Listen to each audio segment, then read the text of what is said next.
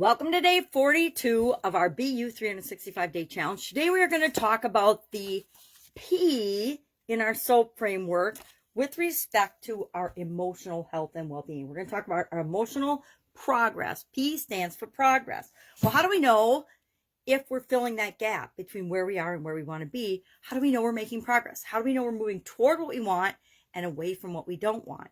Well, the tool we're going to use to identify this and look at this over time is a process flow or a process diagram. Now, I sketched out in a very short, brief one in pencil of how do I know if I'm making progress or not, and how do I make sure that I automatically am moving toward and improving and continuously improving toward attaining the emotions I want and getting rid of the emotions I don't want. Now, I was going to share a tool, but it would take way too long. So over the next 2 days, I will detail out a way to guarantee that you can make it almost impossible to feel the emotions you don't want to feel. I mean, you'll still be able to if you need to, like if you're being chased by a bear. We talked about that yesterday. But also how to increase and make sure that you're feeling the emotions that you want to feel at the drop of a hat. Make it easy to feel the emotions you want. And then the next day, I'll show you how to make it almost impossible to feel the emotions that you don't want. But that's going to take a couple days. So instead of trying to smash it all in today we'll talk about process and progress, how to use process diagrams to make sure you're making progress and to automate that progress. And then tomorrow and the next day, we'll have a topic as well as an emotional topic, since we're focusing on emotional health and well-being for this segment of the BU 365-day challenge. Now, what is a process diagram? I actually wrote a book on how to do process diagrams, and I taught process diagrams and how to document your processes throughout my entire quarter-century plus corporate career, as well as in all of the different businesses and industries I've been involved in, because it's such a powerful tool. I also taught my kids how to use them and make process diagrams and think about the processes and think about how they were doing things when they were little kids. So as adults, they automatically do it as well. So I haven't actually written down a process for quite a while. So it was kind of fun to do today. So I said, okay, well, what is my emotional process? And what I'm going to ask you to do today is your action item is to create your own emotional process diagram. And then over time, you'll improve it and change it and figure out how to best have it work for you.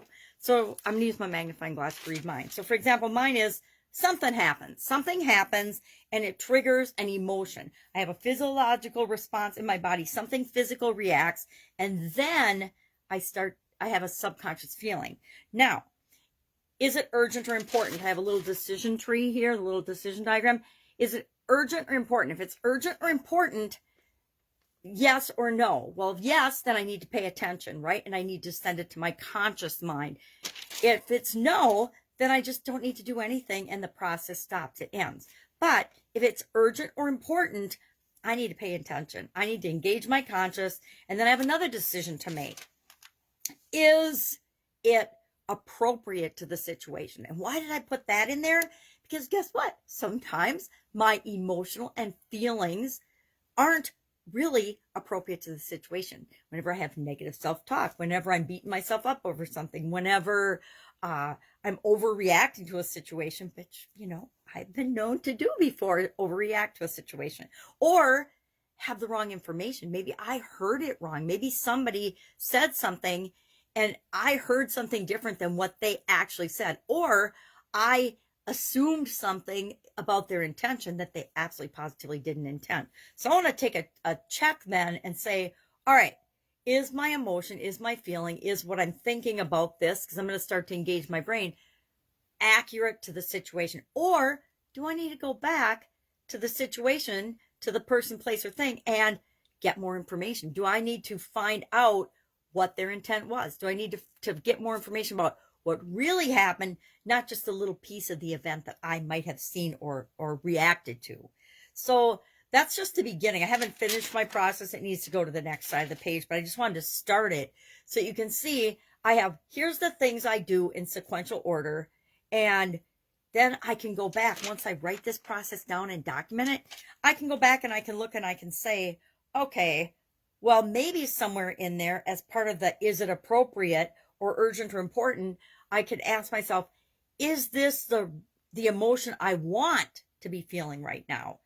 Is there a better, and then yes or no, and then no, then go ahead and feel it. Yes, what else, what options can I look at? What other emotions are available to me? What could I be feeling instead of what I might be feeling? So I'm going to go through my whole process, and then I'm going to go back and look at that and say, well, where are there places I can eliminate steps or improve steps?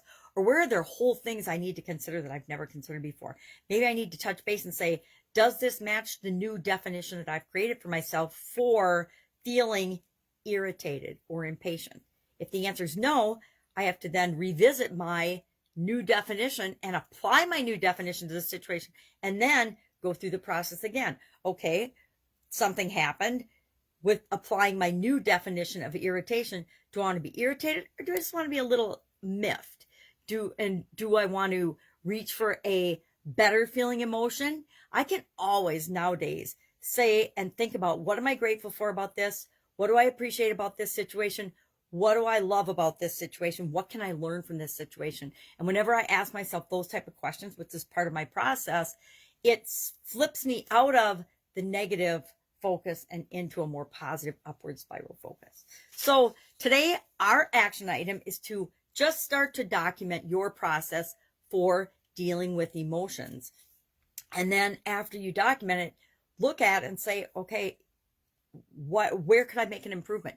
And just every few weeks, as you're feeling different emotions, remember to go through your process and think about, well, how could I improve this? How could I feel better? How could I make this better for me? Because that's how we continually improve over the course of the year, even after we're done dealing with emotional specific items. This segment, we can move on and be continually improving our emotional well-being throughout the rest of the year. I'm still working on, and will be working on all year, my physical well-being. I had an appointment with the cardiologist the other day, and so I need to do a couple of things differently with respect to my health in order to prepare for replacement of my ICD next year. I'm going to have that, get a new box put in. It'll be smaller though, so I'm excited about that. All right, so that is it for our soaP framework with respect to emotion. Any questions, comments, concerns, please ask so we make sure we get them answered throughout the rest of this month.